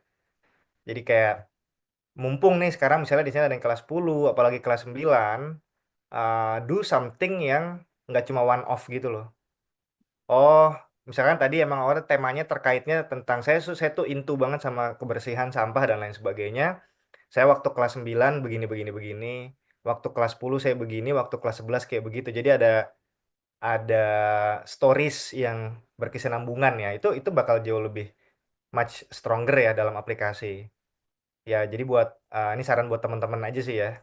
Sama yang kedua akan lebih mantap lagi kalau emang dikaitkan dengan ininya sih bidang jurusan atau peminatannya gitu ya. Tapi daripada nggak ada emang emang mending harus ada sih sebaiknya kayak gitu. Jadi Vansen tadi bersama dengan teman-teman BIM persiapan itu ya ya oke lah alhamdulillah ya ada yang bisa diceritakan di dalam esainya di MIT itu. Gitu mungkin tambahan tambahan saran dari saya ya. SAT kalau ini mungkin saya yang bisa lebih jawab ya. Apakah nilai SAT akan membantu lulus walaupun dia tidak mewajibkan? Kalau jawaban saya iya. Ya, karena gampangnya gini loh. Misalkan ambil contoh NTU NUS itu kan nggak wajib SAT. Tapi terus kita berkompetisi pakai apa dong dengan kandidat yang lain? Kan gitu teman-teman ya. Misalnya applying to NUS. Ada kandidat yang sama-sama nilai rapotnya 90, IELTS-nya 7,5 atau 8, sama-sama menang lomba, ya mungkin nggak olimpiade juga gitu ya. Oh, pernah menang lomba lah, mungkin level kabupaten atau provinsi. Terus apa yang membuat kita lebih baik daripada si kandidat itu kan jadi nggak jelas gitu ya. Nah ini salah satunya menurut saya dengan SAT akan ngebantu.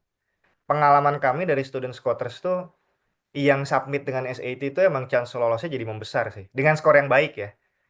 Saran saya SAT dilampirkan kalau bisa minimal banget di atas 1.300. Kalau di bawah misalkan 1.200 kan mungkin masih bisa dilampirin tapi below that bahkan lebih baik jangan dilampirin gitu kalau menurut saya. Jadi sebaiknya ambil SAT. Kalau udah berjuang ternyata nilainya bagus, ya udah kan bagus, memperkuat buat dilampirkan. Ternyata nilainya nggak gitu oke, ya udah, anyway nggak usah dilampirin juga nggak apa-apa gitu. Tapi saran saya perjuangin deh. Masalahnya anak-anak sekarang semua pada ambil SAT, ya. Jadi makin-makin gitu. Kamu udahlah katakanlah ngepas gitu misalnya ya. Nilainya ya udah 90, IELTS 7,5, kandidat lain dia pakai SAT, kamu enggak gitu. Ya malah makin makin susah kan gitu ya. Oke, menarik nih. Nomor satu nih, Vansen nih. Kalau boleh mengulang proses pendaftaran, apa yang akan Vansen lakukan lebih awal? Itu pertanyaan yang agak susah sih sebenarnya. Karena kayak aku merasa udah awal semua yang kerjain. Kecuali ya satu yang itu, yang community service. Ya mungkin itu agak Iya. karena itu tugas dari BIM gitu ya. Termasuk tugas dari BIM juga. Cuman ya sangat membantu buat application. Sebenarnya community service yang aku kerjain itu ada kayak ngunjungin panti asuhan juga sih dari kelas 9, kelas 8 gitu. Pas SMP ada sering Iya, iya. ngunjungin panti asuhan gitu. Cuman aku nggak ceritain itu di apa di SNMIT ku karena aku rasa lebih impactful yang dari BIM, walaupun cuma singkat. Jadi aku kerjain itu kayak ada kegiatannya sebulan sekali, pas bulan Juli mulainya, kemudian pas bulan bukan pas bulan berapa ya? Kayak Mei, Juli, September. Jadi dalam tentang bulan itu aku udah ngunjungin 3 tempat dan ada kayak bersih-bersihin Hmm. apa namanya, bersihin RT RW sekitar, gotong royong sama mereka dan recycling lah sama mereka. Oke, ini kali ya. Aku rasa nggak tahu ya, Vansen. Ya, tapi ini menurutmu aja ya. Hmm. Karakteristik apa yang harus aplikan punya supaya menarik perhatian? Apa tandanya kalau itu memang menarik? Kayak nggak tahu ya. Kalau menurutmu sendiri dari pengalamanmu atau nanya ke kakak kelas segala macam, menurutmu apa sih defining factornya yang bikin akhirnya MIT milih kamu gitu? Misalnya anak-anak AOC lain pun ada yang apply tapi nggak dapet tuh. Menurutmu apa ya? Eh, Kalau MIT sendiri ya menurutku ya, mereka itu yang pertama lihatnya itu harus academically outstanding atau enggak ya academically capable gitu. Jadi kalau itu udah oke, mereka lihat faktor-faktor lain misalnya kayak fokus ke satu hal atau hal-hal lain juga gitu misalnya kayak community service ada bisa sports, athletics atau seni gitu mungkin. Jadi ya nggak cuma akademik tapi juga harus punya passion. Jadi kalau di MIT itu pas aku baca-baca blog-blog di website MIT Admissions itu pass admits-nya itu selalu menekankan passion, selalu Hmm. ceritain tentang passion kalian apa, dan apa ya, just be yourself.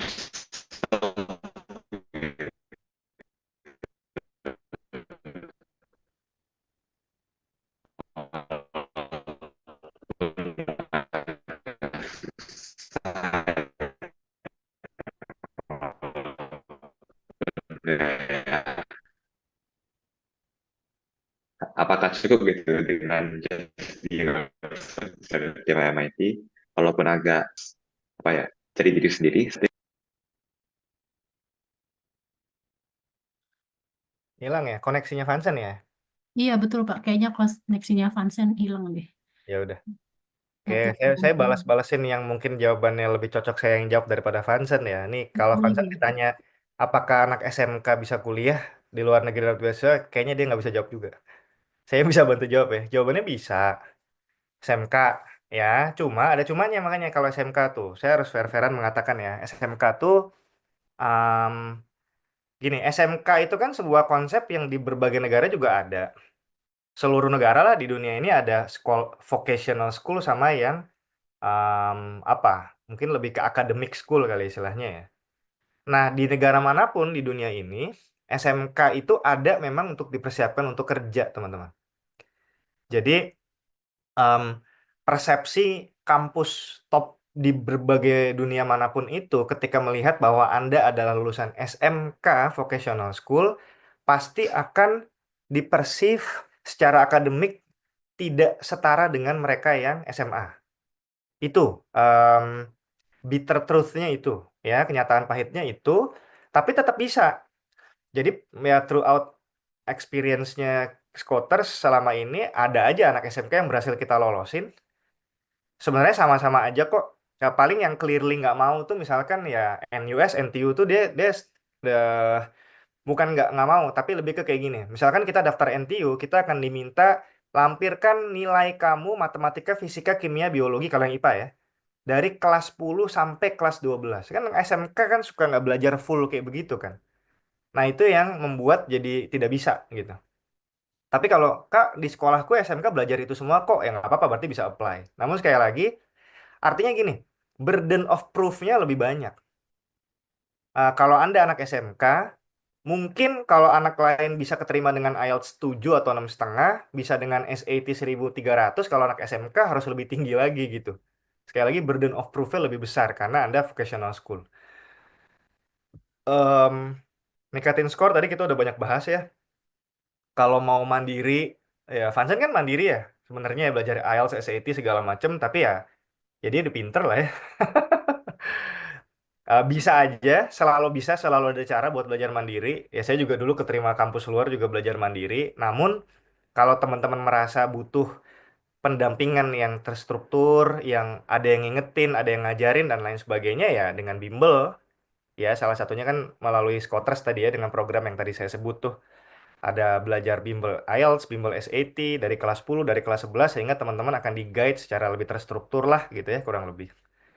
Apakah rata-rata nilai rapot dari kelas 10 12? By the way kalau Vansan udah masuk kabarin ya, Fajar. Udah masuk, Pak. Oh, udah, oke oke.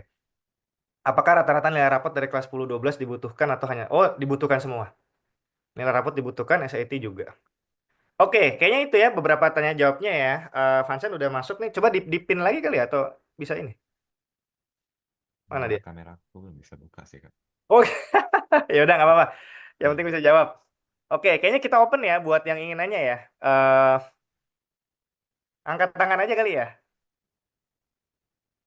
Tadi ada beberapa pertanyaan mungkin Pak dari kolom chat.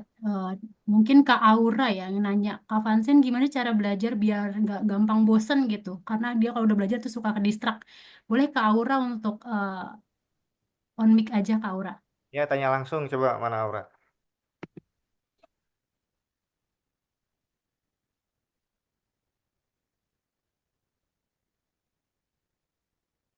Mesti dibukain sih. Fat, ketemu nggak auranya? Nggak bisa on itu.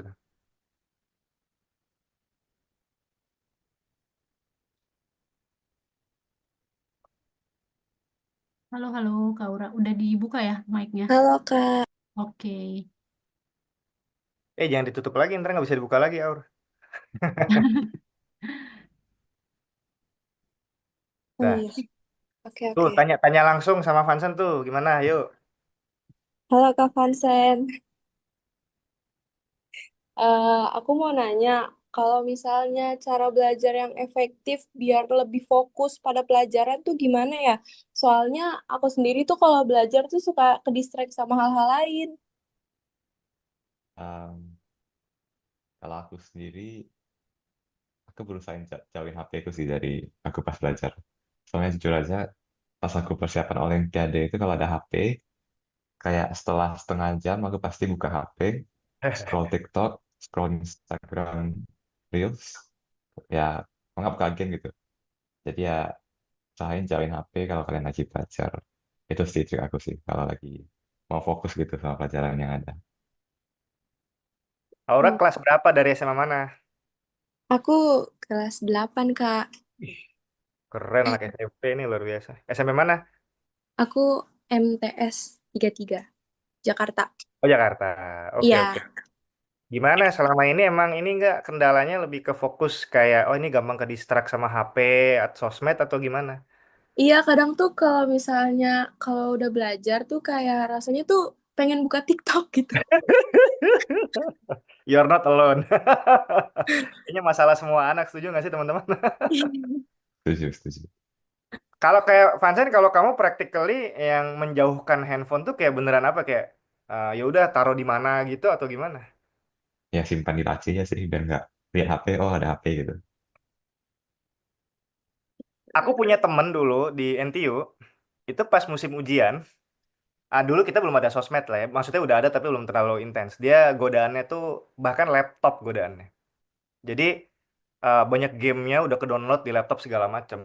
Ketika musim ujian, 2 minggu sebelum ujian, itu laptopnya itu dititipin ke temennya. Em, Terus dikunci, terus dibilang kayak eh, tolong dikunci, kuncinya ini jangan jangan pernah kodenya saya kasih tahu ke saya gitu. Diambil lagi setelah ujian selesai. Itu agak ekstrim tapi apa ya? Kalau teman-teman ternyata masih berat buat mengendalikan diri sendiri, mungkin butuh bantuan orang lain. Siapa kayak kakakmu atau ibu gitu, kayak bu, bu nih HP bu, HP ku disimpan dulu ya, aku mau belajar nih 2 jam gitu. Mungkin perlu mendisiplinkan diri sampai seperti itu ya. Tapi ya, sekali lagi balik ke diri pribadi masing-masing ya, teman-teman. Thank you Aura, pertanyaannya menarik banget. Lanjut ya. Ini kayak ada angkat Hmm, tangan nih, seru nih. Boleh nih terima kita kasih ketik ke, Kak. ya sama-sama, ke Arins ya. Yuk, silakan. Kenalan dulu tapi ya, siapa, dari sama mana? Oke, halo Kak. Sebenarnya nama aku Sinta. Cuman itu nama untuk kemarin ada apa lupa diganti. Jadi aku dari SMA IT Abdurra Pekanbaru, satu kota sama Vansen. Di tetangga Halo, ya. halo. Halo. Jadi pertanyaan aku tuh kebetulan aku juga udah kelas 12 nih. Jadi tahun ini juga udah waktunya kuliah kan. Jadi ini kan Vansen nih selama ini yang terfokus di aku bagian part dia bisa ikut Olimpiade tingkat internasional. Karena kebetulan aku juga tertarik nih sama kayak Vansen di bidang fisika gitu kan. Jadi mau tanya dong untuk adik-adik kelas aku nih, gimana caranya Vansen itu bisa ikut Olimpiade tingkat internasional di bidang fisika itu tersendiri, Kak? Gimana alur dia bisa ikut gitu? Terima kasih. Oke, terima kasih. Jadi kalau Olimpiade Fisika itu, jujur aja persiapanku agak lama. Aku pas selesai Olimpiade di SMP, pas kelas 9 itu, aku udah mulai persiapan buat OSK Fisika. Jadi pas kelas 9 aku ikut OSK, dan aku udah juga ada kayak persiapan pas belum mulai OSK sendiri. Jadi udah lama banget gitu persiapannya. Jadi dari situ, em, pas kelas 10 kan aku ikut OSN ya. Pas selesai OSN, baru aku ikut IFO di Jepang waktu itu pas mau masuk kelas 11. Jadi pas summernya peralihan kelas 10 11 itu aku udah mulai ikut IFO. Jadi ya sebenarnya persiapannya bisa sih dalam setahun, tapi itu benar-benar harus belajar ya kayak mati-matian sih sebenarnya. Soalnya pas liburan pun aku juga belajar.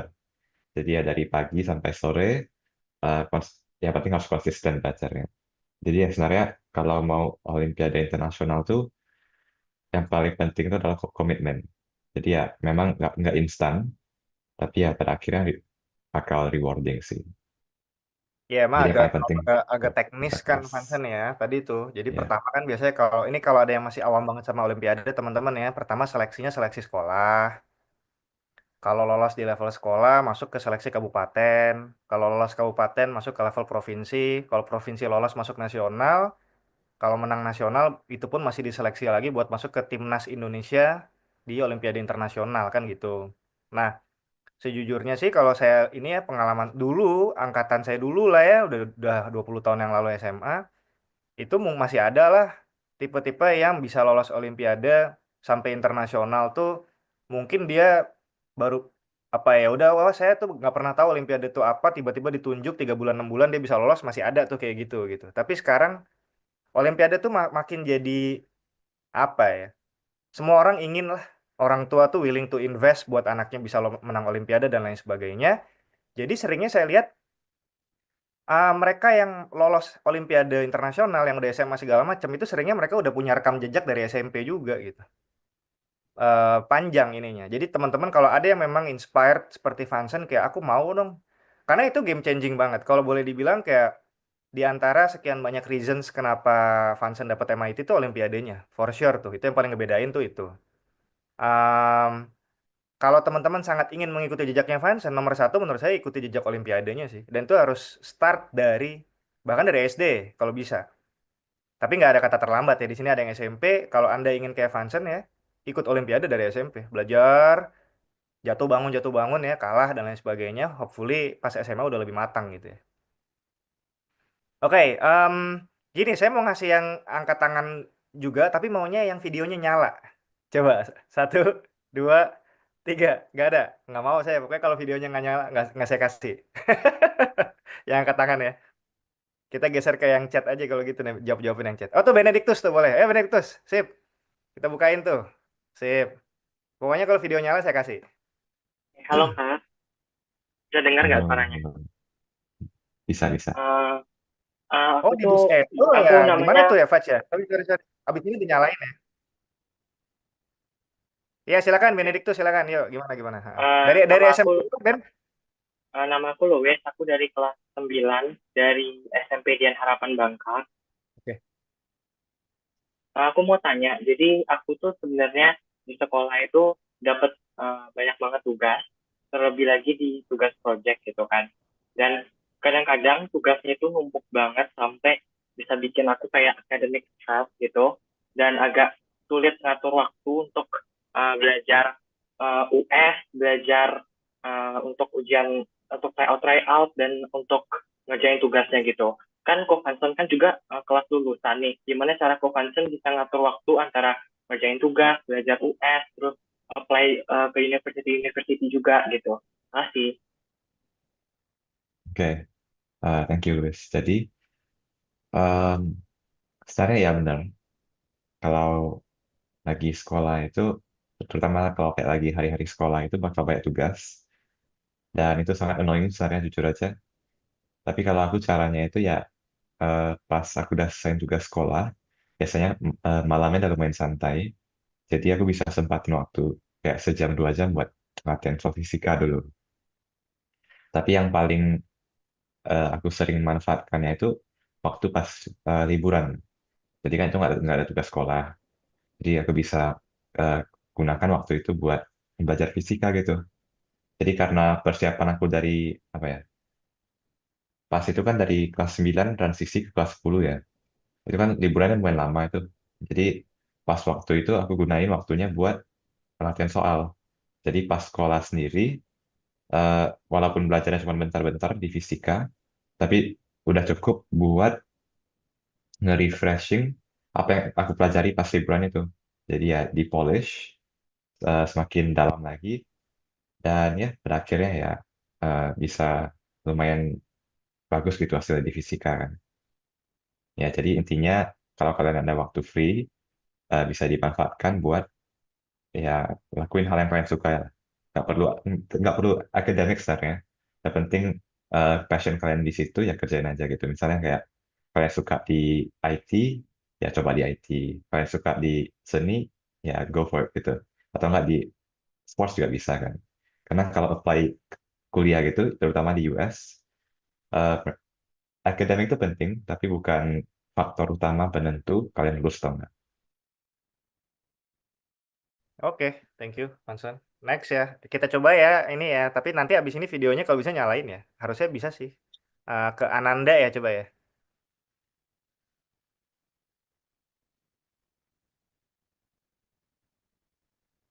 Aman coba Ananda. Bisa nyala nggak videonya? Ya, halo, eh, ya, tidak bisa, Kak. Gitu. Ya udah deh, nggak apa-apa. Gimana? Pertanyaannya apa? Yuk, dari mana, Ananda? Kak, kapan? Mana? Dari SMA Kristen Barana, Kak. Oke. Toraja Utara. Kelas berapa? Kelas 11, Kak. Oke, silakan. Gimana pertanyaannya? Nah, pertanyaannya, Kak, eh, kapan sih ini mungkin biasa begadang ya, Kak, belajarnya sampai larut malam. Tapi kan Oh, ya, eh, begadang itu gak baik, Kak. benar-benar. Jadi kapan sih bagi waktunya itu bagaimana supaya tidak begadang, Kak? Oke. Thank you pertanyaannya. Jadi, sebenarnya, Thank you, Kak. oh ya oke. Jadi, sebenarnya aku tidur kalau masalah sleep schedule itu selalu tepat waktu ya. Jadi aku selalu tidur jam 10, paling lama jam 11. Jadi aku nggak pernah bergadang kalau belajar karena emang aku orangnya tuh kalau udah malam itu sebenarnya belajarnya nggak bisa konsen lagi. Jadi Hmm. aku biasanya belajarnya itu pagi kalau nggak siang menuju sore lah. Sore pun udah mulai lelah sih. Jadi yang paling efektif tuh menurutku waktu belajarku itu siang atau nggak pagi gitu. Jadi ya aku selalu manfaatin waktu pagi siang tuh ya buat kalau nggak belajar mungkin bisa have fun sama teman-teman. Ya tapi yang paling penting aku nggak suka belajar malam. Jadi ya aku nggak pernah bergadang sih buat belajar gitu. Jarang banget. Kecuali pas Platnas. Itu pun cuman karena yang lain belajar gitu. Jadi ya aku FOMO gitu kan. Ya ikut belajar gitu. Tidur jam 10 bangun jam berapa Vansan biasanya? Kalau pas persiapan Olim jam 7. Sekarang aku bangunnya agak lama sih. Aku malas bangun sekarang. Wah, ini ini banget ya teman-teman ya. 2 tambah 7 9 jam, 10 jam loh ya. Kita jadi punya bayangan kan dari dulu kayak, wah kalau orang pinter tuh tidurnya cuma 5 jam gitu. Actually nggak juga gitu. Ya, aku termasuk orang yang apa ya value sleep schedule. Jadi ya harus tidurnya 8 jam atau nggak 9 jam. Ya menarik sih. Tapi ini ya teman-teman kalau kita baca di ini ya bahwa memang kualitas tidur yang baik itu juga mempengaruhi ini akademik. Kita bisa lebih belajar lebih enak, ngerti dan lain sebagainya tuh harus tidur yang cukup. Itu satu hal. Yang kedua, tapi tipe belajar kita beda-beda. Saya saya malam suka belajar. Saya personally ya. Makanya tadi Vansen cerita temen pelatnas Olimpiade Fisika nggak semua kayak Vansen kan. Ada yang tipenya begadang ya Vansen ya. Mungkin tidurnya jam 12 gitu kan Vansen ya. Iya. Beda-beda karakteristik. Jadi saran saya sih teman-teman temukan pola belajar yang ideal buat teman-teman di jam berapa yang sebenarnya saya tuh paling optimal. Wah kayaknya nyerap ilmu tuh masuk banget gitu. Itu kali ya. Mhm. Oke, bentar aku penasaran ini Bundo Ira nih, ini bunda-bunda atau ini kalau bunda-bunda aku pengen ngasih nih. Seru banget ada bunda-bunda yang mau nanya soalnya bener gak sih? Bun, coba Bun di chat ya Bun ya. Ini bener bunda atau siswa? Sementara kayak ke Farel dulu ya. Farel yuk, silakan. Halo Kak Pansen, Halo. perkenalkan nama aku Farel Chandra Berwin eh, dari SMAN 47 Jakarta. Aku mau nanya nih Kak, kan aku rencananya juga bakal coba apply ke MIT Mhm. dan apakah lebih baik kita, kan aku rencananya juga lagi ngikutin Olimpiade-Olimpiade. Sekarang aku Mhm. lagi kelas 11. Nah, lebih baik kita fokus ke mengikuti olimpiade-olimpiade gitu atau kita ningkatin nilai dari akademik kita gitu Kak. Kalau misalnya aku mau apply ke MIT gitu sih Kak. Hmm. Oke, mungkin aku coba jawab dari pemahaman kali ya. Iya. Kalau nilai sekolah, mungkin menurut MIT itu kayak nggak guna gitu ya. Itu kayak cuman ya lihat di halaman depan application kalian, oh nilainya tinggi, udah selesai. Jadi kayak itu bukan faktor penentu kalian lolos MIT atau enggak. Jadi kalau nilai kalian tinggi ya udah mereka lihat oke udah memenuhi standar pertama. Baru mereka lihat activities gitu. Kalau di activities ya seperti Olimpiade eh, itu baru mereka lihat kayak cocok nggak ya buat MIT gitu. Jadi yang paling penting itu sebenarnya activities kalian gitu. Dan Olimpiade bukan satu-satunya. Kalau di MIT itu kan kampusnya kampus engineering ya.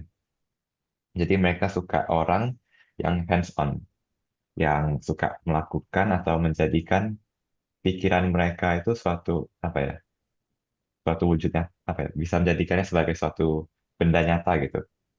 Makanya mereka jadi kampus engineering yang lumayan bagus, yang paling bagus malah sekarang. Dan moto mereka itu ya apa ya, aku lupa.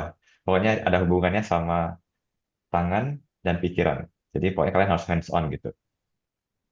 Jadi mereka sangat value activities dan nilai sekolah itu bagi mereka itu cuman eh, cuma dilihat sekilas gitu. Kalau tinggi ya udah oke. Kalau enggak ya ya langsung nggak di lagi application-nya. Jadi penting untuk ningkatin nilai sekolah Tapi yang paling penting menurutku activities di luar sekolah. Karena itu menunjukkan tanggung jawab kalian dan juga komitmen kalian terhadap passion kalian gitu. Gini, Mungkin segitu sih. aku ini Vansen ya, aku Ya, merapikan sedikit jawabanmu. ya. Takutnya di persif ini. Kalau kayak Vansen yang nilainya, kan nilai rapotmu selalu tinggi kan? Berapa? Average-nya di berapa? 99. Tuh Ya, kan? 99. Ya kayak gitu. Dan ini nggak kayak kamu tuh ada ini nggak ranking semacam terbaik di angkatan kelas gitu ada nggak? Pas aku apply, aku peringkat pertama kalau salah ya. Nah itu tuh teman-teman tuh. Jadi itu pendapat Evansa tidak salah, tapi aku takut dipersif tidak tepat ya teman-teman ya. Em, jadi tadi pertanyaannya tadi, Berwin tadi, it's not even a choice. Apakah lebih baik nilai rapot atau olimpiade? Enggak, kalau mau MIT harus semuanya bagus. It's not a choice. Dan actually bukan cuma MIT loh teman-teman, kemanapun bukan choice untuk kayak saya lebih baik rapot atau olimpiade, dua-duanya sama pentingnya. Karena tadi benar kata kata Vansen, kalau kita bukan juara satu di sekolahan kita, nilainya tidak 90 up dan lain sebagainya, bahkan kita tidak dikonsider aplikasinya buat di fase selanjutnya. Dibaca, mungkin esai kita dibaca aja nggak? Oh, kamu nggak ranking satu. Oh, kamu nilainya nggak 90-an. Mungkin langsung di skip. Prestasi olimpiademu, prestasi apa, community service pun mungkin nggak dibaca tuh. Gitu. Jadi it's not even a choice. Kalau ngincer kampus, nggak cuma MIT, top 50 dunia, itu kita nggak bisa, harus bener-bener semuanya bagus. IELTS-nya tinggi, SAT-nya tinggi, juara lomba juga, dan rapot kita juga harus top notch, bahkan harus supposedly ya terbaik di angkatan dan di sekolahan. Kalau nggak akan kekejar top 50 dunia. Itu pengalaman kita ya. Em, nambahin tuh. Jadi ya selamat berusaha. Emang berat, top 50 ya. Kalau yang kayak, waduh gimana Kak? Makanya aku menyesuaikan ya ketika ketika webinar kayak gini. Aku nggak kayak gitu. Oh ya nggak apa-apa. Apply aja ke yang top 200 dan lain sebagainya. Nggak gitu-gitu banget. Tidak sesulit itu. Tapi kalau nggak, tadi lebih ke top 10 dunia sih. Yang syaratnya sesadis itu gitu ya. Oke, aku terpaksa kasih kesempatan terakhir nih. Pengen banget ngasih kesempatan ke bunda-bunda yang menyempatkan hadir nih, Bundo Ira nih. Karena kita udah setengah 11. Silakan Bun. Nah, gimana Bu? Belum kedengeran suaranya Bu. Kenapa ya? Udah dibuka sih ininya. Iya, dia Soalnya sebenarnya sih udah tertulis unmute ya Bu ya. Tapi kenapa suaranya nggak masuk di laptopnya tuh? Kayaknya. Bisa nggak Kak kedengaran? Udah. Silakan Bu. Yuk. Iya. Terima kasih Kak Ikono, Kak Vansen. Salam kenal, saya orang tuanya dari Ananda Razik yang kebetulan sekolah di Man Insan Cendekia Pekalongan. Kebetulan Ananda lagi tidak bisa ikut ini. Yang saya mau tanyakan langsung nih ke Kak Vansen. Mohon maaf nih, kalau untuk bisa seperti Kak Vansen itu kira-kira hasil psikotes atau tes IQ-nya itu berapa ya? Terus yang kedua, kebetulan anak saya juga lagi berjuang untuk menuju Olimpiade informatika. Nah, trik dari Kak Vansen itu untuk bisa lolos sampai tingkat nasional dari versi support orang tuanya itu seperti apa, Kak? Kadang kan anak-anak sekarang nggak mau orang tuanya yang banyak ngomong ke dia. Terus kami sebagai orang tua itu mensupport keinginan anak bisa lolos Olimpiade, bisa dia juga berkeinginan nih untuk bisa nantinya kuliah di luar negeri. Nah, dari sisi orang tua nih, Kak Vansen kepengennya orang tua itu seperti apa supportnya? Seperti itu, Kak. Terima kasih. Keren pertanyaannya nih, nggak salah kita pilih nih. Yang pertama tes IQ, Vansen. Pernah nggak tuh? Udah berapa, Vansen? Tes IQ ya. Aku pernah tes IQ sama psikotes pas seleksi Platnas Ivo. Cuman sayangnya mereka nggak ada publish hasilnya gitu. Jadi Oh, gitu. aku nggak bisa ngasih tahu nilainya. Jadi nggak tahu ya, kamu kayak nilai IQ-mu berapa tuh nggak ada ya? Nggak tahu. Cuman pernah tes dari sekolah pernah kasih tes. Cuman aku nggak tahu tuh tes IQ atau enggak. Dapat angka sekitar 130-an, 120-an gitu. Oke, iya, mungkin benar. Ya. Kayak yang kedua tuh tentang orang tua tadi ya, supportnya selama ini orang tuamu gimana dan sebenarnya ekspektasinya support orang tua tuh seperti apa sih dari anak-anak kayak kamu? Kalau support orang tua aku mungkin ya mereka lebih ke ngarahin kasih motivasi sih. Kalau dulu ya kalau dari dulu banget, mungkin kalau dari pas SD, dulu mereka yang ngajarin aku matematika. Mama aku yang ngajarin aku matematika gitu. Dia yang ngajarin aku em, aljabar gitu kan. Ya, sampai sekarang kan aljabar itu kepakai ya, terutama kalau di Olimpiade Fisika. Jadi aku sangat berterima kasih udah mendorong aku bisa memahami em, pelajaran matematika itu. Kalau dari support secara mental mungkin harus lebih memberikan dukungan aja sih, Ibu. Lebih suportif aja. Kalau ya mungkin mereka nggak membutuhkan support secara akademik gitu, kayak misalnya perlu diajarin atau perlu dikasih ya apa bimbel dan lain-lain, tapi mungkin mereka cuma butuh teman ngobrol kalau mereka lagi capek belajar. Jadi ya mungkin ya selalu memberikan motivasi kepada mereka aja sih. Dan kalau informatika mungkin tipsnya em, aku kurang tahu juga, cuman kalau buat belajar ya intinya bisa bedain waktu sih, misalnya kayak kapan waktu untuk main, kapan waktu untuk belajar. Jadi itu sangat penting, scheduling dan time management. Oke, terima kasih Bundo Ira ya. Karena waktu juga nih teman-teman udah 10:30 nih. Makasih banyak ya udah berkenan buat diskusi. Vansen, thank you for your time. Lancar-lancar. Kasih doa terbaiknya dong di ini. Kasih semangat buat Vansen di chat coba. Ya, wish something for Vansen di MIT-nya nanti coba deh. Semangat tuh Kak Vansen. Wah, saya sih sangat excited ya. Maksudnya dalam arti kayak ikut excited. Anak kayak Vansen ini nanti bakal terbang setinggi apa gitu ya Vansen ya. Jadi yang the best, harumkan nama Indonesia, the best di MIT, the best di Amerika, the best di dunia. Mungkin inventing something or apa kayak gitu-gitu ya. Wish you all the best untuk kuliahnya. Teman-teman sekali lagi thank you. Buat yang tadi terakhir ya, kalau emang ada yang ingin engage lebih dalam dengan Scooters, tadi kita udah kasih linknya, saya share ulang tuh. Ya, dan dari teman-teman juga udah beberapa kali share ya, Bitly konsul bareng Scooters. Barangkali ada yang bisa mengikuti jejak Vansen, atau ya turun-turun dikit nggak MIT banget, mungkin dapat Berkeley atau dapat NUS gitu ya dengan beasiswa dan lain sebagainya. Oke, sukses terus buat teman-teman semuanya, moga-moga tercapai dreamnya masing-masing. Terima kasih, saya cukupkan ya pagi hari ini. Mungkin sekalian ditutup aja kali Fajiran yang nggak apa ya. Makasih, selamat pagi. Assalamualaikum warahmatullahi wabarakatuh. Terima kasih. Bye-bye. Jadi semuanya. Thank you. Thank you ya teman-teman ya yang udah hadir pada talkshow hari ini. Mungkin aku mau reminder sekali lagi sih untuk mau konsul lebih lanjut bisa banget ya untuk di-scan aja untuk QR di layar ini atau langsung aja ke bit.ly/konsul bareng Scooters, nanti akan terhubung sama teman-teman dari Scooters untuk menjawab pertanyaan dari teman-teman gitu ya. Oke, boleh di-screenshot aja teman-teman. Oke, kalau udah thank you banget ya.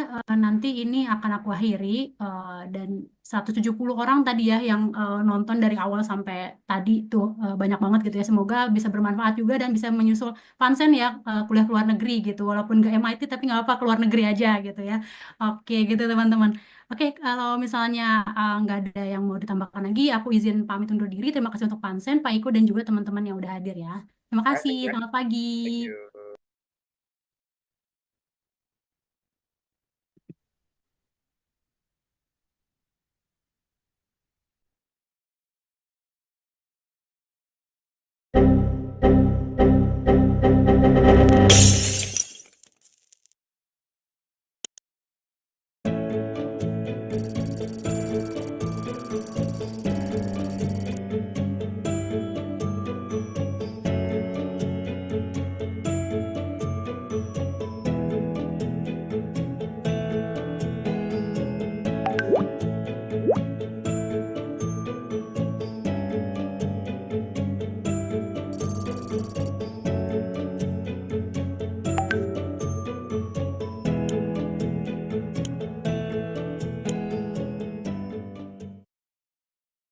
Kamu mau coba kuliah di luar negeri kayak aku?